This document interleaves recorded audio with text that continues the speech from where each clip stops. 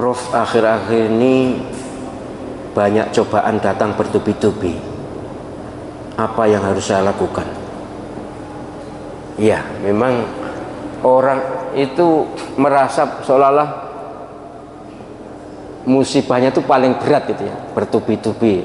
Rasa apa dikira sing dilapori gak ada musibah gitu, tidak ada masalah.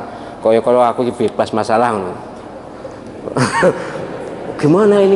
Oh iya, tapi itu manusiawi, itu wajar, saya tidak ngeluh juga kok. Tapi saya kadang-kadang iki lho kok koyo dunia ku tidak dewe gitu ya.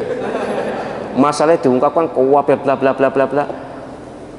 Lah kan kabeh wong duwe masalah tuh. Semua orang itu pasti punya problem, entahlah besar, entahlah kecil, besar, berat atau ringan, pasti punya, tapi menurut yang bersangkutan itu berat. Semua menurut yang bersangkutan berat. Diuji ekonomi, diuji ini, ada masalah ini.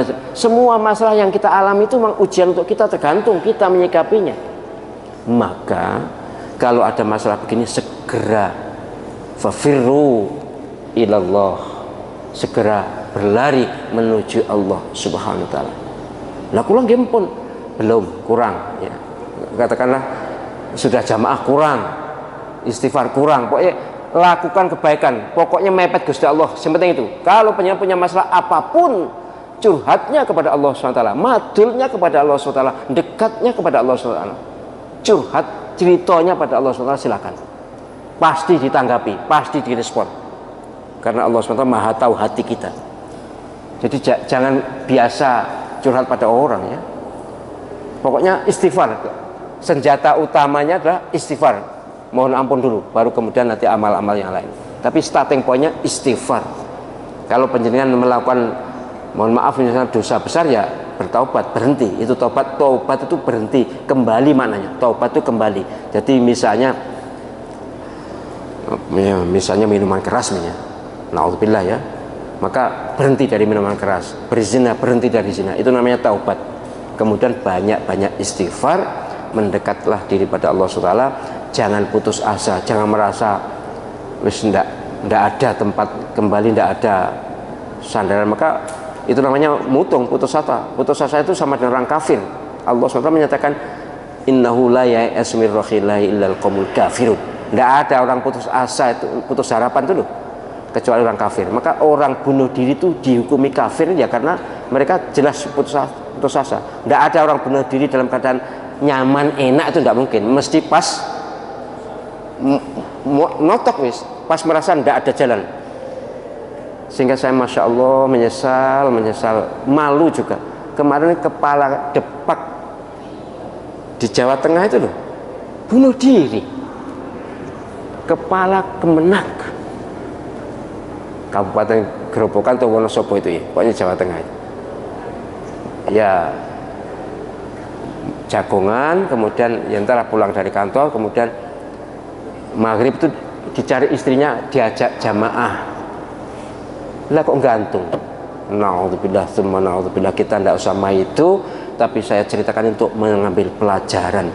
Apapun masalahnya, seberat apapun, tidak, bunuh diri bukan solusi, tapi tambah masalah.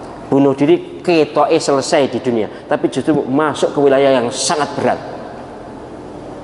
Nabi sallallahu alaihi wasallam bersabda, orang bunuh diri itu sebelum nanti di akhirat, hukumannya adalah ketika setelah mati sampai nanti hari kiamat akan mendapatkan sakit seperti saat bunuh diri. Kalau dia gantung, ya akan digantung berkali-kali, tidak mati, digantung ya gak enak ngono kira-kira ya. Kalau ya pakai terjun, ya terjun berkali-kali sampai hari kiamat. Coba apa ndak sorok ketoke selesai, tapi justru masalah lebih berat lagi. Tidak ada solusi lagi sudah.